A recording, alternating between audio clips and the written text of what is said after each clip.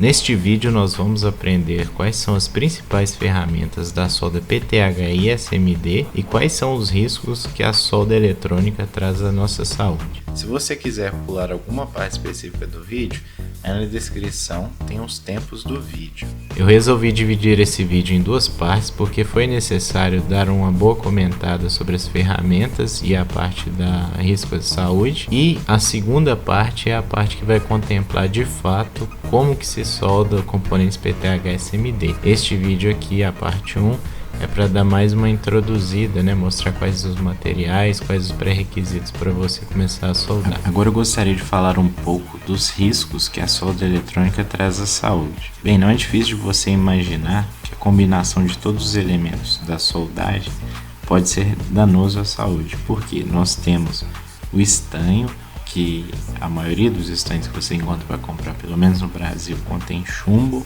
e o estanho também possui um pouco de fluxo. Esse fluxo ele é danoso à saúde também porque ele contém alguns elementos ácidos, e também pode ser o caso de você estar limpando a placa, usar álcool isopropílico e em contato com a pele ele danifica um pouco. E quais seriam os cuidados que você deve tomar? Existe muita controvérsia na internet quando você vai pesquisar se tem que usar máscara ou não, porque se você já chegou a desenvolver essa atividade, você vai ver que a maioria das pessoas não utiliza nenhum tipo de equipamento, vai soldar, pega no estanho com a mão sem nenhuma proteção, sem luva nem nada.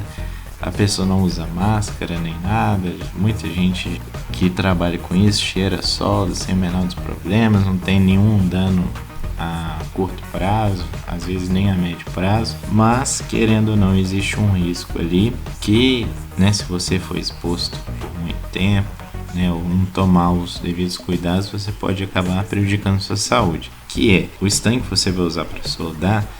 Ele tem chumbo, e o chumbo é extremamente danoso à saúde, e se você, por exemplo, estiver soldando, encostar nele com a mão sem nenhuma proteção e ficar ali algum resquício de chumbo na sua mão, e você acabar não lavando ela e for se alimentar em seguida, pode ser que esse chumbo seja transferido para o alimento e aí você ingira, e quando esse chumbo entrar no seu organismo, ele pode causar um dano muito grave. Claro que não em pequena quantidade, se for uma vez, duas, três, muito provavelmente não. Estou falando isso de repetidas vezes. Então sempre que você entrar em contato com chumbo, se você não puder usar uma luva nem nada assim, é sempre importante lavar a mão depois, que vai estar tudo certo. E outro problema do estanho é o fluxo, porque todo o estanho ele tem um pouquinho de fluxo que reveste ele, e na hora que você está soldando, quando sai aquela fumaça, essa fumaça é o fluxo, porque o chumbo, ponto de ebulição, né, dele para virar um vapor é um ponto muito elevado. Então na temperatura que você solda normalmente, que é uns 300 graus por aí, ele não é suficiente para evaporar o chumbo, porque o vapor que sai é do fluxo. Só que esse vapor, apesar de não ser chumbo, ele é também danoso à saúde, porque no meio desse vapor tem um ácido. E se você for pesquisar, né, igual eu falei, você vai encontrar informações dizendo que não é prejudicial. Entretanto, tem muitos relatos de pessoas que ficaram horas e horas e horas soldando e tiveram algum tipo de dor de cabeça, algum desconforto, algum problema de respiração. E existem algumas fontes que falam que a solda comum, principalmente quando se utiliza estanho sem chumbo, que a concentração desse ácido é ainda maior, que o elemento-chave que utilizam, pelo menos em inglês, chama rosin, em grande concentração, né? Ele pode, algumas fontes citam que ele pode causar pneumonia, outras falam que ele causou asma em algumas pessoas. Então é bom você soldar em um local ventilado, de preferência usar um exaustor, né, que é o que vai sugar toda a fumaça da solda. E por que não um ventilador? Porque se você utilizar um ventilador, você pode acabar atrapalhando o processo do resfriamento da solda, ocasionando a famosa solda fria, né, que é uma solda que não fica com qualidade muito boa, pode acabar apresentando algum mau contato elétrico e tudo mais. Enfim, um exaustor ou então uma máscara. Mais à frente eu vou mostrar um pouco sobre quais seriam os equipamentos ideais, mas só estou dando um panorama geral. E eu achei também um estudo eu vou deixar aí na descrição, que fizeram um teste com ratos, onde eles foram expostos a essa fumaça da solda, né, vários grupos, e foi observado que em alguns desses grupos que ficaram com maior exposição, houve um impacto na questão da fertilidade. Então é mais uma prova aí de que a solda pode acabar trazendo algum tipo de dano para a saúde, e o que a maioria das pessoas fazem para se proteger é utilizar exaustor. Muitas delas não utilizam luva, né? Porque, igual eu falei, você pode simplesmente depois lavar a mão. Jamais durante o processo de solda levar o estanho na boca, né? Ou seja, mastigar por qualquer que seja o motivo, segurar a solda com a boca para ter como se fosse uma terceira mão ali para te ajudar a soldar. Enfim, querendo ou não, tem cuidados para serem tomados, porque se você for mexer com isso a sua vida toda, igual eu falei, a curto prazo pode ser que não prejudique, em pequenas concentrações, né? Mas a longa exposição pode acabar trazendo grandes problemas aí para sua saúde, então é importante ficar atento. Então, começando com as ferramentas, falando dos ferros de solda. Bem, eu tenho aqui 3 modelos diferentes, começando com ferro convencional, que você encontra facilmente para comprar aí, que é um ferro de 34 watts. Um ferro um pouco mais especializado, né, um pouco mais profissional, que é esse ferro aqui que você consegue comprar em algumas lojas chinesas, que é o T100, e aqui o ferro de uma estação de solda, né? Inclusive tem aqui também um soprador térmico, só que eu vou falar dele daqui a pouco. E qual ferro que você deve usar para soldas PTH, principalmente soldas SMD? O que muda muito não é tanto o ferro, e sim a ponta do ferro. Mas claro, você escolher entre esse ferro e esse ou esse, vai ter a sua diferença sim. O que acontece? Esse ferro aqui convencional, você vai conseguir fazer uma boa solda com ele. Entretanto, ele é um ferro um pouco mais lento no momento que você liga ele na tomada até ele aquecer, e você vai ter que ter uma certa paciência aí até esse ferro esquentar para você conseguir iniciar a sua solda. Mas uma vez que ele estiver funcionando, pode usar ele sem problema. Outro problema dele é a falta de um controle de temperatura, porque assim que você ligar ele, ele atinge a temperatura máxima e vai ficar nela. Claro que dependendo, né, se você medir a temperatura, olhar às vezes no fabricante, vai falar qual que é a temperatura nominal do ferro, mas não dá para ter um controle efetivo, né? Ao contrário desse ferro aqui, que é o TS100, e desse ferro de uma estação de solda, né, onde você consegue facilmente ligar aqui e colocar um ajuste de temperatura, por exemplo, aqui de 350 graus, ele vai aquecer até essa temperatura sem problemas.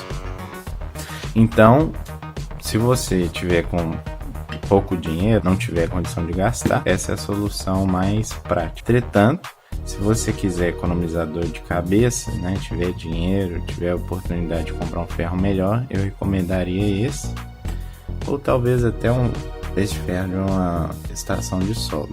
Porém, eu tenho uma preferência muito grande por esse ferro aqui, porque ele não é tão caro, o preço dele é bem compatível com uma estação de solda, e ele, tirando a parte da fonte de alimentação, ele é bem portátil, o aquecimento dele é muito rápido, o controle de temperatura dele é bom, e a vantagem dele é que a ponta que veio nele, eu consegui realizar boas soldas, né, em componentes SMD e também em componentes PTH.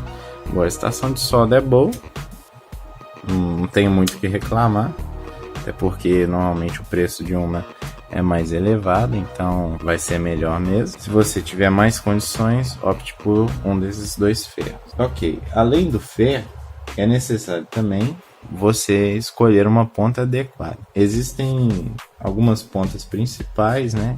Começando por esse ferro comum aqui, que é a ponta cônica. Você consegue fazer as suas soldas convencionais nela, PTH, SMD, porém ela não é muito recomendada para solda com mais precisão. Ela é, vamos dizer assim, uma ponta de uso geral. Além dela, tem a ponta agulha, que é semelhante à cônica, só que é bem fininha, então ela é útil em caso onde você quiser ter uma precisão muito boa para soldar componentes bem pequenos. Além da agulha, tem a ponta bevel, que é essa desse ferro azul, e é uma ponta chanfrada. Ela é muito boa para solda SMD.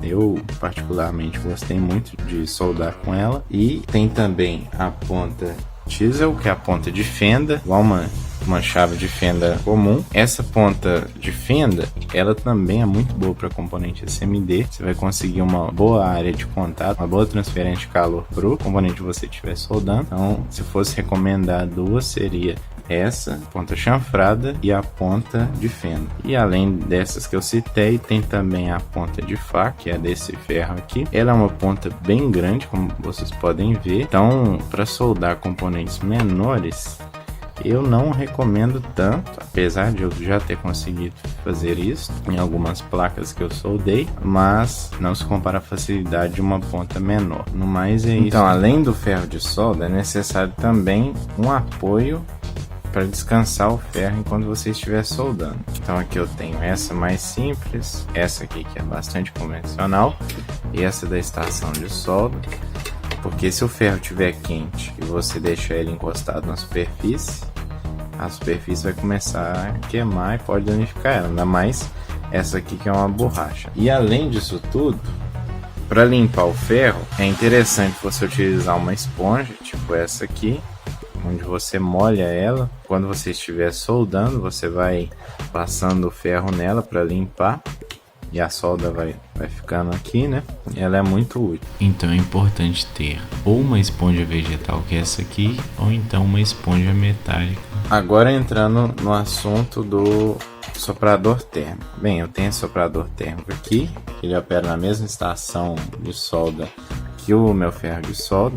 Eu particularmente não sou muito fã de soprador térmico, é totalmente plausível usar ele, não é recomendado em solda PTH, mais em solda SMD, mas com um ferro de solda convencional, né, ou um ferro de solda desse, você consegue fazer tudo que é necessário, tanto na solda PTH quanto na SMD. Então eu acho que é uma questão mais de gosto, embora que para remoção de componentes SMD eu tenha visto muita vantagem de usar um soprador térmico. E existem alguns casos muito específicos, mas em termos de reparo e manutenção, onde o soprador térmico é muito útil. De todo modo, é importante mencioná-lo, né, que existe a possibilidade de usar um ao invés de um ferro de solda. Agora vamos falar sobre o estanho, ou então a solda, como é chamado por alguns. Bem, eu tenho aqui uma solda sólida, né, vamos dizer assim, e uma solda em pasta. Bem, a solda sólida, o parâmetro importante você verificar é o diâmetro dela. Então eu tenho aqui uma solda de 0,6 mm, que é bem fininha, e uma solda de 1 mm. Bem, ao longo do vídeo vocês vão comprovar isso, mas é totalmente possível fazer soldas SMD de qualidade utilizando uma solda de 1 mm.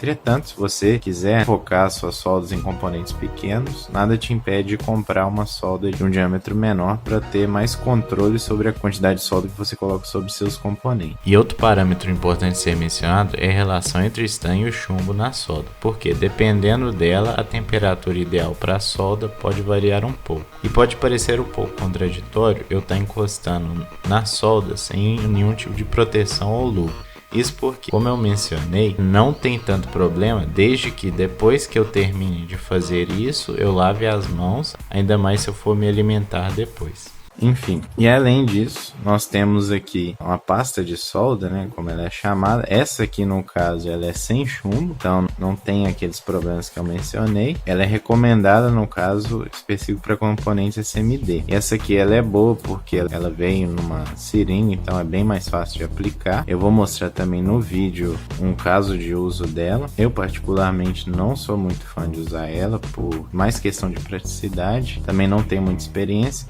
Eu prefiro ir pela boa e velha solda sólida, né, vamos dizer assim. Mas é isso, você pode optar por qualquer uma. Se você for soldar componentes PTH, recomendo uma solda de 1 mm. Agora, se for SMD, a solda de 1 mm ainda serve, mas você pode utilizar uma de um diâmetro menor ou usar a pasta de solda. Além da solda, existe um componente muito útil para ser utilizado junto com ela, que é o fluxo. Eu tenho aqui dois tipos diferentes. Esse aqui é um fluxo comercialmente você encontra como caneta de fluxo. Ele é um fluxo líquido, ele é bem prático de usar, obtive uma qualidade boa de solda com ele. A validade dele, segundo o fabricante, é de 1 ano, então dependendo, né, do seu caso, pode ser pouco tempo, mas também pode ser muito tempo, depende.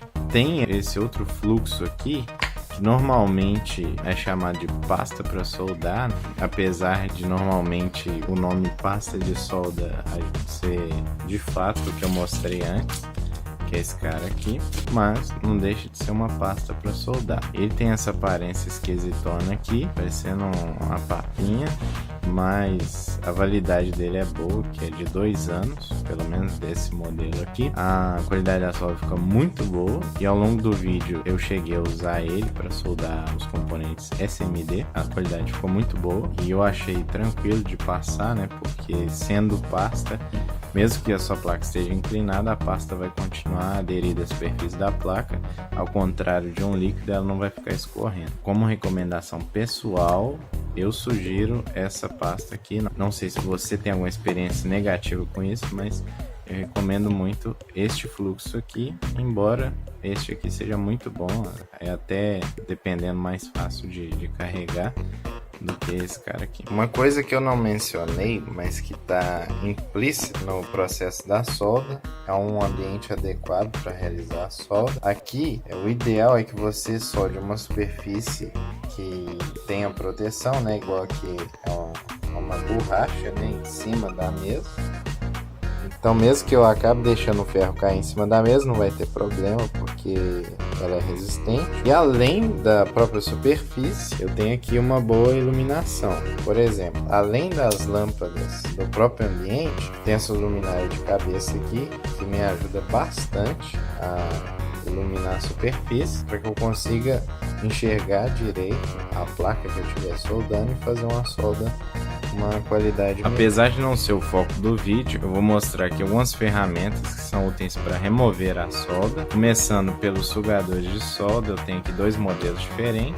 Eu não tenho experiência suficiente para dizer qual que seria um modelo adequado de sugador. A princípio, qualquer um aí que não seja um sugador muito baratinho que vai estragar rápido, eu acho que já atende a necessidade. Esse cara aqui em específico é para componente PTH, né? Embora nada te impeça de utilizar ele para tirar solda em algum componente SMD. Agora, eu tenho aqui também malha de solda. Esse cara aqui é utilizado em específico para remover a solda de componentes SMD. Então a ideia é você passar ele no componente SMD e a solda vai ser aderida a essa malha aqui. Só que você tem que ter muito cuidado, porque essa malha ela tem uma camada de fluxo na sua superfície, e é esse fluxo que vai te ajudar a garantir que a solda vai ser transferida para a malha. Se a sua malha for muito velha, pode ser que o fluxo esteja vencido. Então, se você pegar uma malha muito velha, você não vai conseguir remover direito a solda, ela não vai ser aderida direito à superfície da malha por conta dessa validade do fluxo. Então, é sempre bom ficar atento com isso. Essa aqui eu comprei numa loja chinesa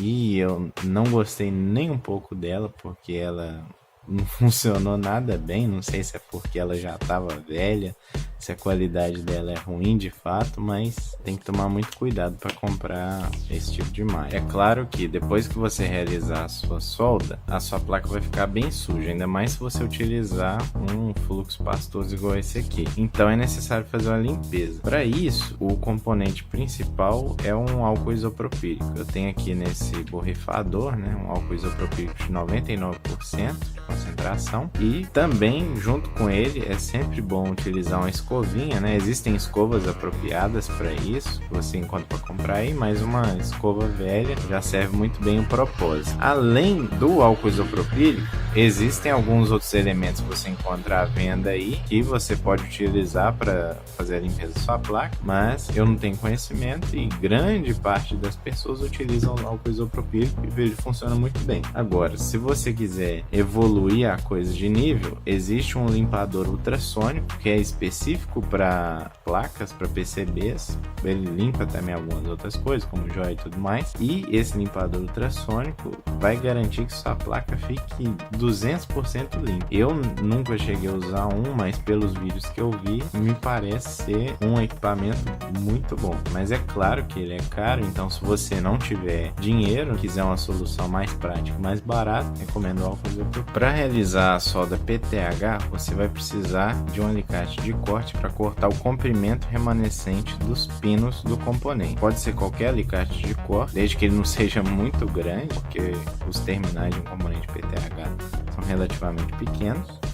E além do alicate, é interessante você utilizar um elemento chamado LED Bender, em que nele você consegue posicionar os seus componentes, seja um resistor, diodo, e dobrar os terminais dele para que ele fique corretamente dobrado e visualmente tem um aspecto muito bom. Em relação aos componentes SMD, é imprescindível a utilização de pinças, porque os componentes são muito pequenos e você manusear ele com as suas próprias mãos é muito difícil, quanto menor for o componente. Se você for fazer uma solda de CIs maiores, pode ser até que você consiga. Tem aqui dois tipos diferentes, esse aqui que você aperta para pegar o componente, esse aqui a pinça já fica tensionada. Esse aqui é muito útil, porque ao invés de você precisar ficar apertando e posicionando o componente, você só vai preocupar com o posicionamento, e pela minha experiência, eu gostei muito de usar essa aqui, embora eu veja utilidade nas duas, então qualquer uma das duas vai servir, mas para casos gerais eu recomendaria mais essa aqui,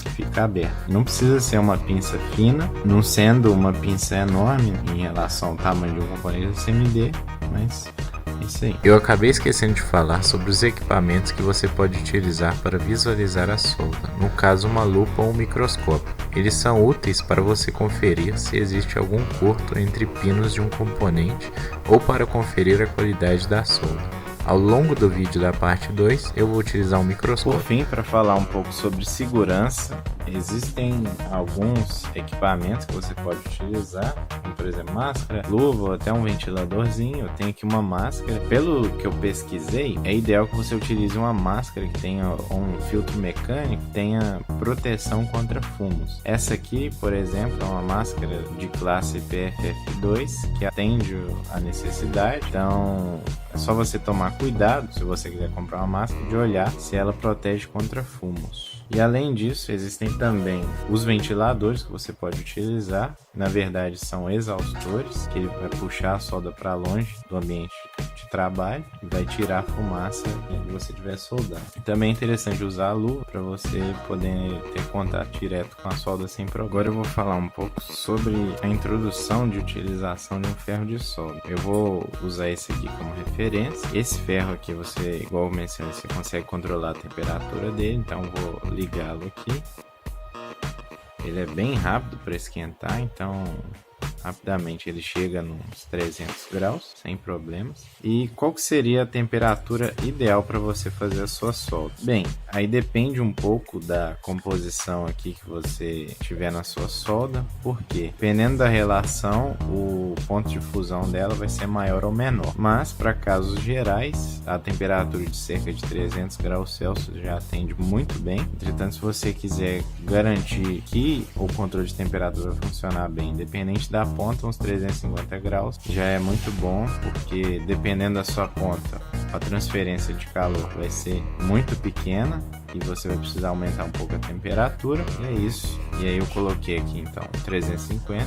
Essa temperatura é muito boa para trabalhar, ela esquenta rápido a solda, o material, dependendo se for um CI ou um componente PTH. E aí, uma vez está na temperatura certa, você já pode começar a fazer sua solda. Por exemplo, eu vou mostrar aqui que nessa temperatura eu vou encostar ali a solda.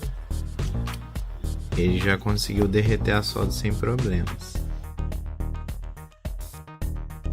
E aí tem a esponja também.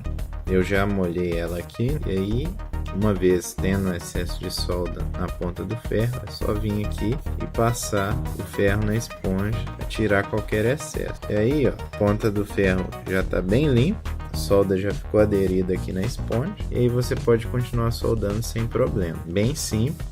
E agora as técnicas de como soldar de fato a gente vai ver em seguida. Agora o próximo passo é justamente ver algumas técnicas de como soldar componentes PTH e SMD, e isso vai ficar para a parte 2 desse vídeo. Até lá então.